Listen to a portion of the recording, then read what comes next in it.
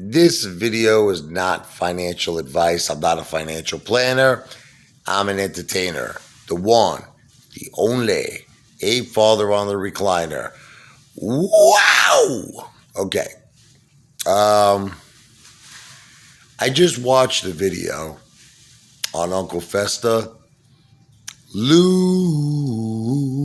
Okay. That makes absolutely no sense. Makes no sense. Okay. Remember how Lou was saying how, okay, if you go back in time, 8 months ago, he said we own the float because we own the real shares of AMC. And then he started talking about, I give him credit, he was the one who first mentioned synthetic shares. So then he was saying that not only do we own the float, we own a tremendous amount of the synthetics. So then as time went on, Lou changed his whole tune. Now Lou says we don't own the real shares. Okay, so I don't know who owns the real shares. Okay, we own the fake shares. So he switched it. He did a 180. Okay. So here's my question to you, Lou. What are you exactly saying? Okay. I think what he's saying, all right, is that we don't own no real shares. We only own the synthetic shares. And basically, because these synthetic shares are unlimited and that anybody can come in, like Elon Musk could come in and buy 1 billion shares, it's basically, I don't know, I guess what he's trying to say is it's worthless. AMC is like a never-ending well. You know what I mean? You could just keep refilling the bucket of shares, right? Okay. Now, let me explain to you why I do not agree with this way of thinking. And guess who taught me something? Teddy Zane. Okay. I used to think the same way. At one point, I would be like, if you own fake shares, it's worthless. Okay, they're going to find a way to screw us. You know what Teddy said?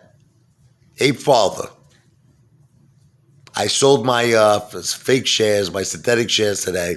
I transferred $120,000 into my bank account. So I guess what I'm trying to make you understand is this.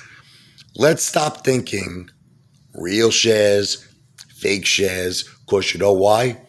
They all have to be covered. The way Lou is saying it is so negative. You understand? It's like he's making people think we don't know nothing. We don't own the float. We don't own anything. It's all fugazi. It's all fake. It's very negative.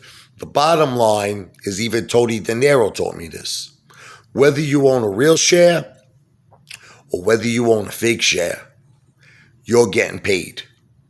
You're getting paid. So when there is a forced margin call and Citadel and all these short sellers have to cover, guess what? They got to cover the real shares. They got to cover the fake shares. So if you think about it, what difference does it make? What difference if my 3,400 shares are fake or real? When I sell it, I'm getting paid. Okay, that's it. And you know what? And you know who's really responsible? The brokerage that sold you those shares. That's it. Like Fidelity. Okay? They're responsible. What are they going to tell me, okay? If AMC goes to $1,000, I'll give you an example. Forgive my voice. I know I sound like the Godfather, no? Don't I sound a little bit like Marlon Brando? Listen, today's my daughter's birthday. I gotta grant any request. Listen, take Ken Griffin, you understand? Put a horse's head in his bed. You got it. You got it. Salute. Cintani. Sound like the Godfather. But anyway, the point is, if I sell 1,000 shares of AMC, let's call it 100. Let's call it at $1,000 a share, right? It's $1 million. Fidelity is responsible because they issued those shares to me. Okay, that's it. I am getting paid. So the bottom line is this.